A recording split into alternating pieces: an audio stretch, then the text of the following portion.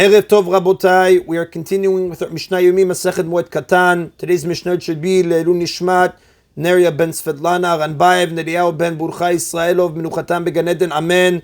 Le'avdei ben Chaim Nechaim v'derefua Shelema v'Daniel Shalom ben Rosa b'toch Shacholei Israel. Really, today's Mishnah Yomi is supposed to be chapter 3, Mishnayot 3 and 4. I recorded in yesterday's recording chapter 3, Mishnayot 1, 2, and 3. So today we're going to learn Mishnah 4. But part of today's Mishnah Yomi is Mishnah 3 from yesterday's recording.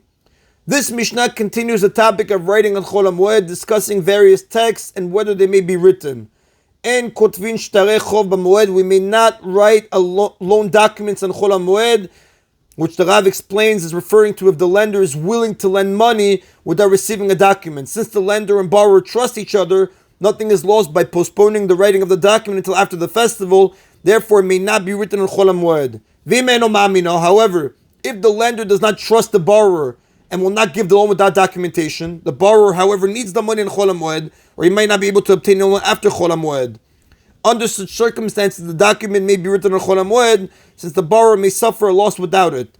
Or if the scribe does not have what to eat and needs the job of writing the document in order to earn money for his Yom Tov food, then he may write it. Now, a person in need of money for food is permitted to do even professional work on Chol Moed. It's a dispute in the authorities what exactly means he has no money for food. According to some authorities, this ruling applies only to someone who does not have even bread and water. Others permit it even for someone who lacks enough food to celebrate the festival properly. It's a discussion in the Mishnah Berurah, chapter 542, Seif Katan 7 in Orach Chaim. The Mishnah discusses whether scrolls needed for mitzvah purposes may be written on Chol Moed.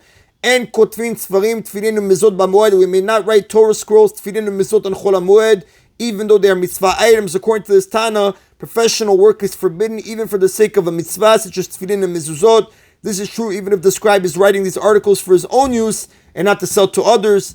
Now the Mishnah refers to a case in which the community will not need the Torah scroll during the festival. If, however, a community needs to have a Torah scroll written or to have an old one corrected so that they will have one available for their public Torah readings, they may do so. Because even professional labor such as writing a Torah scroll is permitted on Chol Moed for communal needs, but not for the needs of an individual, provided that the public will benefit from the work during that festival. As the Mishnah Berurah discusses in Orach Chaim, chapter 544, Seif Katan 1. We may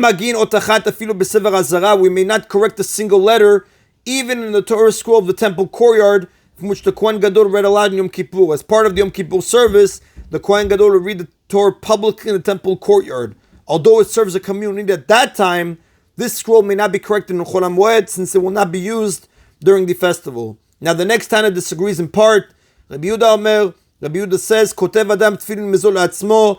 A person may write tefillin and mezuzot for himself in order to fulfill the mitzvah of tefillin and mezuzah, but not for the purpose of selling them. Now, writing tefillin and mezuzot is permitted even if they will not be needed during Chol Moed for those whose custom is not to wear tefillin on Chol Moed, in order to prepare them for use after the festival. As a general rule, professional work is forbidden even for mitzvah purposes, but tefillin and mezuzot are exceptions to this rule because they are needed constantly and a person cannot go even a short time without them.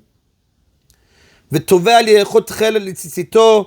may spin tchelet wool against his thigh to use in the tzitzit. According to Rabbi Yehuda, the Torah commands that some threads in tzitzit be dyed with a special blue dye known as tchelet.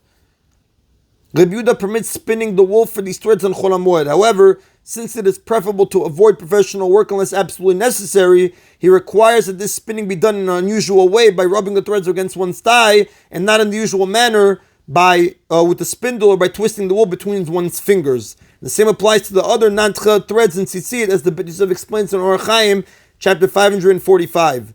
Rabbi Yehuda does not require that tefillin and mezuzot be written in an unusual manner. Tefillin and mezuzot must be written in the most perfect way possible, k'tivat tamah, and writing in an unusual manner would detract from the quality of the script. And that is an abotai of today's Mishna Yomi.